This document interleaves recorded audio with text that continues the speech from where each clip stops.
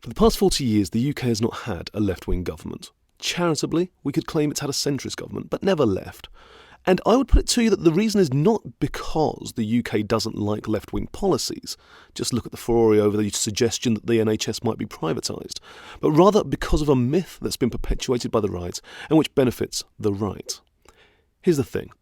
Conservatives want things to stay as they are, or perhaps to go back to how they were.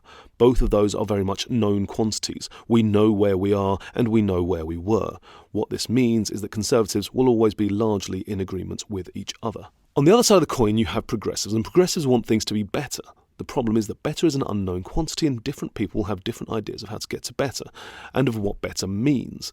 So even though they all agree that now is no good and before is right out, they have to divide so that their idea for how to improve can be heard. And that's not a problem. In the UK, we have over 600 members of parliament, so having lots of ideas for how to improve can only be a good thing. Unless we have convinced the electorate that only one idea at a time can ever be good. Unless we have convinced the electorate that uniformity of thought is the only way for a country to prosper. And that's what first-past-the-post voting is. With first-past-the-post, you could, for instance, have a constituency where the Conservatives get 21% of the vote, the SNP 20%, Labour 20%, Lib Dems 20%, and Greens 19%, and the Conservatives would take the seat. They don't have a majority, they are merely the winners. I'll do a future video about why winners don't help anything. Now, if we were to instead have an election which asked, who do you not want in government, then that constituency may look more like 79% Conservatives, 6% Labour, 5% SNP, 5% Lib Dems and 5% Greens, which would be a huge majority for not Conservatives. The other parties largely agree with each other, but the first-past-the-post system forces them to work against each other, all to the benefit of the Conservatives. We see the same thing the other way around with leaving the EU.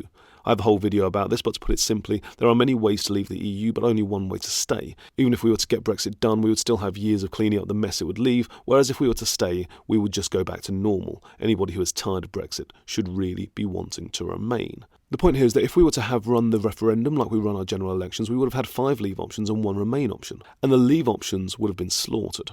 But we didn't because the country now believes the myth that the Conservatives should be allowed to game the system and Progressives should be ruined by division because winners deserve to win.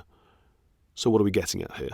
What we're getting at is that we need to vote tactically in this upcoming election, and that's easy to do because you can go to don'tsplittheremainvote.com, put in your postcode, and it will tell you all the latest advice on who is best placed in your area to beat the Conservatives. Do it on the morning of the 12th, polling isn't allowed to release data on election day, so the morning will have the most current information for the whole day, and go vote as it suggests. If it's still split, well, just go for who you want to go for.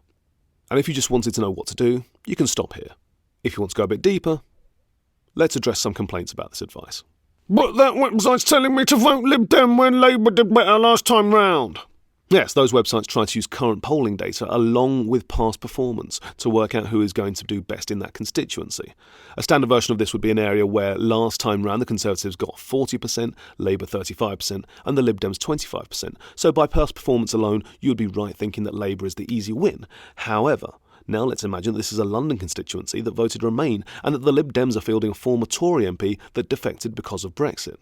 Well, now the Lib Dems have a chance of taking all those Conservative Remain voters who couldn't stomach voting for Labour but are demonstrably happy voting for a Conservative Remainer. Variations on this will be happening all over the country to the benefit of different parties in different constituencies, and that's what these websites exist for, so you don't have to trawl through the data yourself. So that's the methodology objection sorted. Now for the real sticking point, the ideological objection. Specifically, we're looking at people that hate Jeremy Corbyn and the people that hate Joe Swinson. Let's address Corbyn first. You've got 2 lines of attack here. First is that he and or his cabinet is inept. And they might be, we don't know.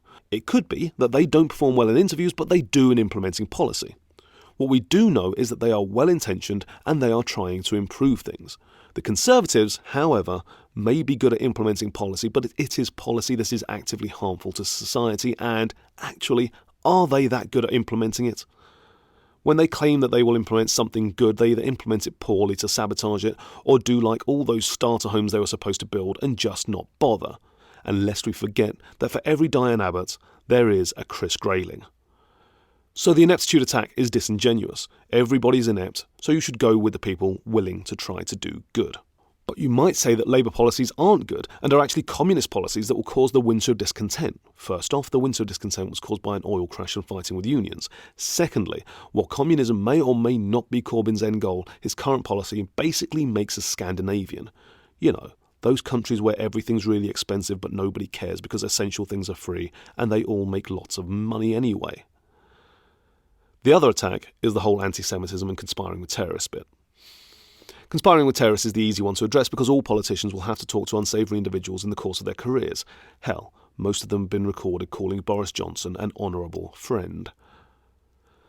The anti-Semitism is harder to address. I won't pretend to be an expert on these sorts of things, but it seems to me that the majority of legitimate complaints about anti-Semitism are ones that could be chalked up to anti-Zionism. Now, this is a very fine line to tread, and it is very easy for anti-Zionism to be a big fat dog whistle for anti-Semitism, but equally, as many Jewish scholars will tell you, it can be against the sort of militant Zionism that causes the sort of war crimes being inflicted on the Palestinian people. It is very difficult for Jeremy Corbyn to be able to accurately distinguish the two. There's also the whole Epstein thing. For people unaware, in a debate, Jeremy Corbyn pronounced the serial paedophile Jeffrey Epstein as Jeffrey Epstein.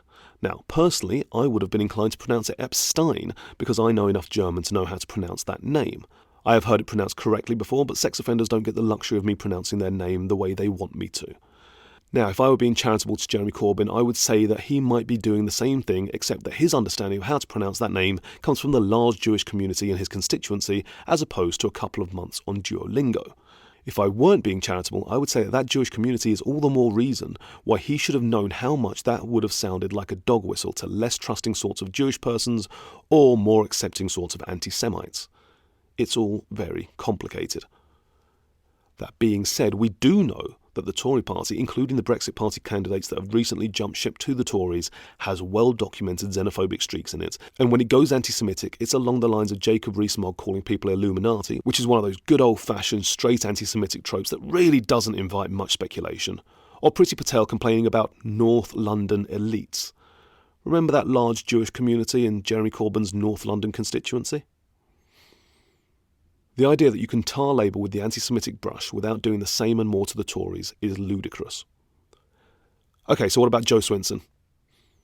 Her voting record is the big snag here, and you know the answer to this already. She was in a coalition. It's all very well and good that the opposition make big stands, but if you are in a coalition, you either work with the coalition or you are never trusted to be in coalition again. So what did they do in coalition? They legalised gay marriage. We have multiple articles by Boris Johnson about how terrible gay marriage would be, so we know that the current Tories weren't up for that. They managed to get a referendum to change the electoral system. Sure, it didn't work, but they got the referendum to happen, and then refer to the start of the video for why it failed. They delivered free university. Ooh, but no, they raised tuition fees, didn't they? Did they, though? When I originally went to university, it was around £1,000 a year. While I was there, the Labour government, who you'll remember were not left-wing, increased it to about £3,000 a year. I remember thinking I wouldn't be able to go to university if I'd been lumped with £12,000 of debt instead of £4,000. That or I would have had to actually become a lawyer, heaven forbid. Then the coalition came along and increased it to over £11,000 a year, but also introduced a student loan system that was only repaid if you earned over £21,000 a year as opposed to £10,000 a year on the previous system. That was something I could afford. What they had, in effect, done was made university free at the point of access and paid for it with a tax on well-off graduates. So I'm willing to believe that all the bad things that Swinson and the rest of the Lib Dems voted for were because they were in a coalition and they had managed to negotiate the Tories down from whatever policy they actually wanted to implement. And then we get to the final sticking point for all the parties. But they said mean things about the party I like. Yes, they did. Labour especially has a policy of trashing all the smaller progressive parties and propping up first past the post. It's all part of the game of trying to get votes in the first past the post system. That said, Labour's official policy is of electoral reform, though they rarely talk about it, whereas the other parties never stop talking about electoral reform. And having seen the kind of traction that tactical voting is now getting, there's no way they wouldn't work with the other parties. And that bit is key because one of the Conservatives' key strategies is claiming that not voting for them would result in a hung parliament. No, it wouldn't. Voting tactically results in a coalition that would deliver a people's vote on Brexit, and presumably a second vote on Scottish independence if they still want it, which we should grant them if we will insist on forcing them out of the EU. A coalition that may well try to deliver electoral reform, and a coalition that would want to truly end austerity. Some have been suggesting that the Lib Dems would immediately get in bed with the Tories, but there's no way that's going to happen. They've got too much stock in stopping Brexit, and they were routed after the last time they had a coalition with the Tories. There's no way they're that stupid. And do you remember all that incompetence that you were worried about from the Labour government?